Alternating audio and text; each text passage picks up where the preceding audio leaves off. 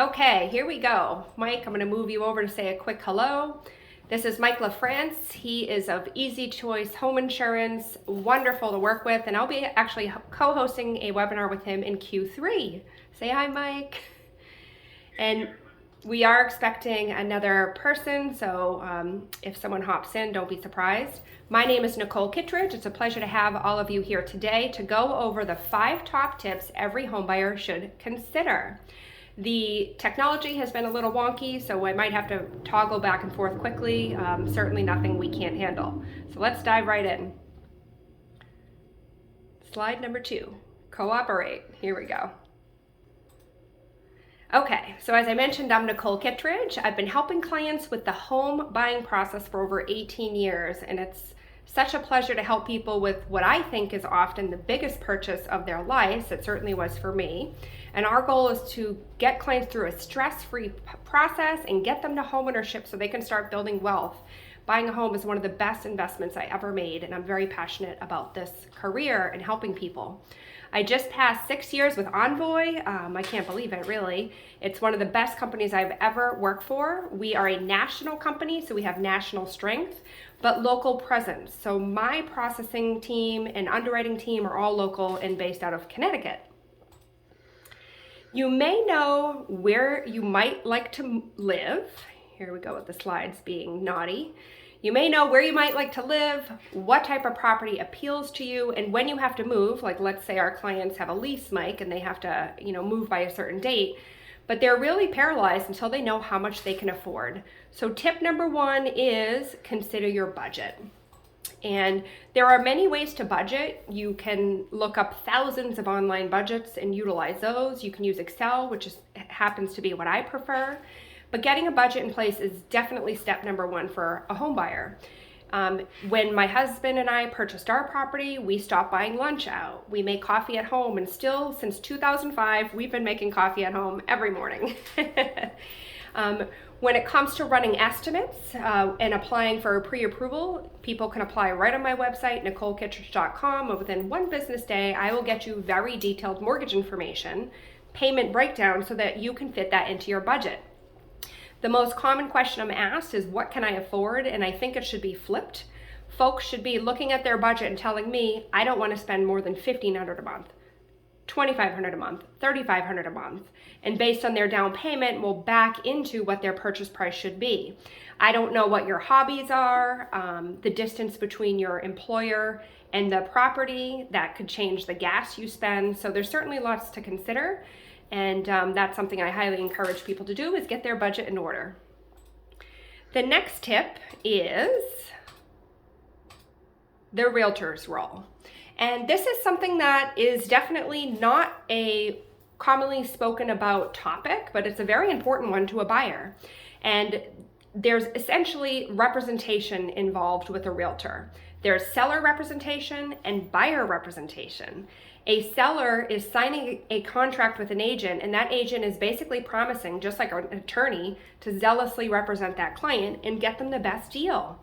And a buyer's agent, not all of them sign contracts. Many will present the buyers with the contract, but essentially the same thing. They're working on the buyer's behalf to get the best opportunity for that buyer and help to set them apart from other buyer competition when placing offers in front of a seller. And the big question is, who pays their commission? Did you know that the seller's agent pays both the buyer and the seller agent commission? So if you are a buyer and you want to go direct to the seller to get the best deal, that's not really a great idea, because you are going to an agent who has signed a contract to zealously represent that seller. There is something called dual agency, and I will leave that up to the realtors to describe to you in more detail. But this is one tip that I think a lot of people don't realize. You can get representation as a buyer. It doesn't cost you anything because it's paid out of the seller's proceeds to your buyer's agent. Hopefully that's a good tip. Okay, the next slide is credit. And credit plays a huge role in qualifying for a mortgage and really everything. I'm sure you know, Mike, that people that apply for rent, their credit's getting checked, auto loans, credit cards. So having the best credit possible is going to help you get the best mortgage opportunity as well as everything else. You can check your credit each year with each bureau through annualcreditreport.com. So there's TransUnion, Equifax, and Experian. You can stagger the inquiries. Because you're doing it yourself, it's not a hard inquiry. So you can check Experian in January, Equifax in May, TransUnion in October every year, for example, to make sure everything looks good.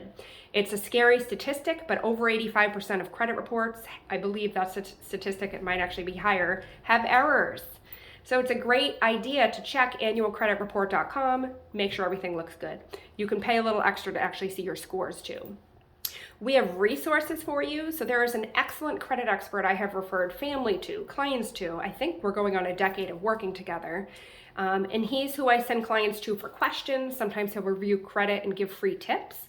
Sometimes he'll review it and say, this person is an excellent candidate for our program, and help get them from not qualifying to qualifying. And some tips that I can give you today, aside from checking your score, is don't close accounts. And this is something a lot of folks think, oh, I'm just going to close it, my credit will improve. But actually, your credit improves the longer you have established credit. So if you have an account that's been open for a long time, it has a pretty good history, a lot of available credit, closing that's actually going to impact you in a negative way. Ensure you're up to date on all loan payments. So this is a big one, not having lates. I'm a huge fan of taking advantage of your bank's free automatic bill pay. They are the ones sending the stamp, paying for the stamp rather, sending the money. I have everything set up on automatic, so if for some reason I was unavailable to hit the pay button, it's going automatic every month, so I'm never, ever, ever late on anything. Don't apply for new credit cards. We kind of talked about the fact that established credit is better. And applying for a new card, you're having a hard inquiry on your credit, which brings it down, and then you have that new credit, less than 2 years, you're going to have not as high scores. And the last bullet here is utilization. This is something no one ever tells us about, but utilization has a huge impact on credit. And this is essentially the high credit limit on your card and how much you owe in a ratio. So if you have a $1,000 limit and you owe $500, you're 50% utilized. I've had clients who have never had a late payment, but they don't have great scores because all of their accounts are overutilized or maxed out. So a quick tip, you can ask for an increase to your limit and don't use the funds, and that's going to help bring your utilization in line a little bit. And that credit expert I do refer has additional tips. He may look at joint credit and say, well, if you go as an authorized user on one person's credit that's been open for a while, maybe a line that's 10 years history, that can immediately boost the other party's credit just by becoming an authorized signer. So there are tips with credit, and sometimes an expert is needed to get involved and help you succeed in that department because they are always changing the algorithms on us. Should be illegal, but they do it. Okay, the next is loan programs, and I would be remiss to have a homebuyer webinar without talking about loan programs, but I also could talk for 2 hours about all the different loan programs out there. So this is a little snapshot. Generally, the more you have to put down, you're going to increase your opportunities. So 0 down versus 3 down versus 5 down. And I use that example because there are 0 down options out there. And for our potential home buyers out there that are like, man, I keep trying to save, I get to 5,000 and then something happens and I have to spend it. Keep going, save 5,000, save 10,000, and you could be a homeowner because you don't need 20% down. I'm going to skip to the bottom where it says closing costs, question. If you're doing a 0 down, does it mean 0 out of pocket? The short answer to that is no. There's still closing costs, escrows, prepaid items. That's what as a lender or your mortgage professional is here to walk you through exactly what those costs are to the penny and put them in a timeline for you. But those can total, depending upon the purchase price of the property and the type of property, $7,000, $10,000, $12,000. The more expensive home you buy, the more expensive those costs become. So with the 0 down option, any deposits you're putting can go towards those closing costs, but you still do need money even when you're doing 0 down payment. And one quick tip, removing a borrower. So I did a video about this, and there's a bunch of videos in my channel about loan programs and specific ones if you want to learn more. But as a mortgage professional, sometimes I can look at a file and say, wow, if we remove one applicant, we can slide you into a different loan program that gets you a better rate, lower PMI, for example. So that really takes a professional to look at the potential potential program any two people are applying for and see if we can move you into one or another of them. There's also, I think, 6 different 3% down buyer options. There are a multitude of loan programs. There's over 30 plus. So working with an expert to navigate which one is going to help get you the best rate and the lowest payment is definitely key here. Contact me anytime with questions. I know that's a lot, kind of in one little slide. So moving right along, tip number 5, to inspect or not to inspect. So there is a big difference between home inspection and home appraisal, and no one ever guides us through that either. So this is something that does come up as a frequent question. If I have to pay for a bank appraisal, doesn't that count as a home inspection? And the short answer is no. A home inspector, you may have experienced this, Mike, will have you in, out, and around the home. They're going in attics and crawl spaces.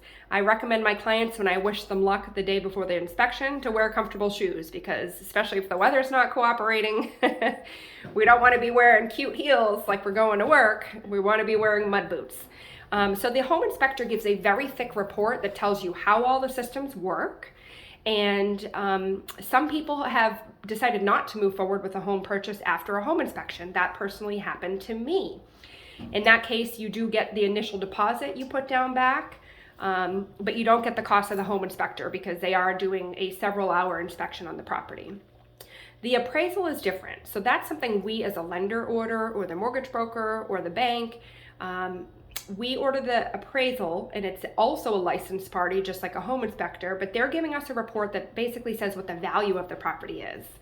It does give some condition information, but nowhere near as close in detail as the home inspection does. So in short, they are not the same. And to inspect or not to inspect, to answer that question, an inspection is not mandatory, but it's recommended. So this is a market that is a seller's market. So I'm going to move to the next slide, because we talk about this here. So in a seller's market, it is unfortunate that it is not always, you're not always able to have a home inspection done. Many buyers in this market, and I wish it wasn't the case, are having a waive inspection, waive commitment in some cases, do anything they can do to differentiate themselves from other buyers to get their offer accepted. Another reason why having a buyer's agent can be important. So in a seller's market, if you can get the home inspection done, we certainly recommend it. And the last bonus tip is points. So in this market, rates have gone up and up and up, and almost all quotes you see out there on the internet are with points. And points is essentially an additional fee you pay at closing to reduce your interest rate. If you are seeing a rate and you're like, wow, that's a great rate, but not considering the fact that it's points, well, that closing cost figure I mentioned earlier can double with the cost of points that are being quoted. It's really hard to compare apples to apples unless you're looking at the rate and the points. So in this market, most people are forced to buy points because of what the rates have done over the past year. And it's important to work with your professional to determine if it makes sense for you to pay points, because if you know you're going to be in the property for a short period, points may not make sense at all because it's money wasted. Points generally benefit you over the long term because you're going to get a lower payment. So to recoup that cost, you usually have to stay in the home 5 to 7 years. So for someone with a short-term plan, maybe they know they're going to move to another state in the next couple years. Especially for first-time buyers who stay only 5 to 7 years, I usually recommend doing the minimum points you can. Don't buy extra.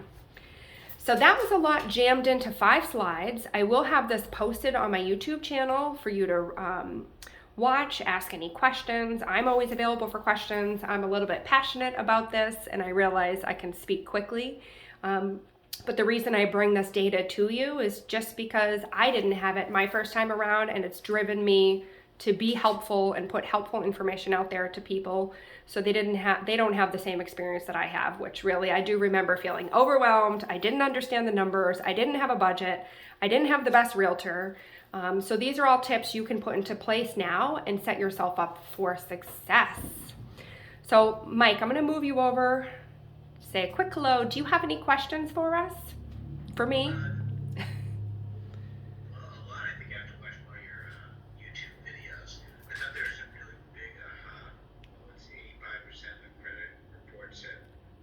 I know. I've always kind of,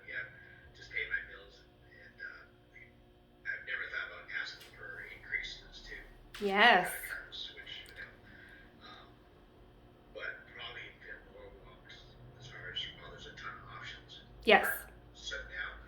So those are you answered a question for me, that balance of points versus no points and length of time. That was really the question I started honing in on. But I think Awesome. you answered enough of it right now. But I love does that. it help calculate? You know, so if I was looking at, 3 points, but I'm there for 8 years versus Exactly. 5 years, you're able to do something like that. Yep, we do a cost versus savings analysis, and it's very similar to what I did a lot of in 2020 and 2021 and 2022, really, is figuring out if a refinance makes sense. You know, we can take the cost of the refinance versus the savings and figure out the exact time frame of when it makes sense and there's going to be a savings. Same thing with points. I can provide a lot of rates have a variation of points. So there may be a 1 point, a half a point, and even a quarter of a point. And sometimes it jumps right off the page which option makes the most sense. So yes, that's a great question. So I'm glad that I hit on some of the points for you today. Thank you so much for tuning in. Of course. And always a pleasure to see you. I hope you have a great afternoon. You as well. It's Thanks. great. Thank you. My pleasure. Bye, Mike.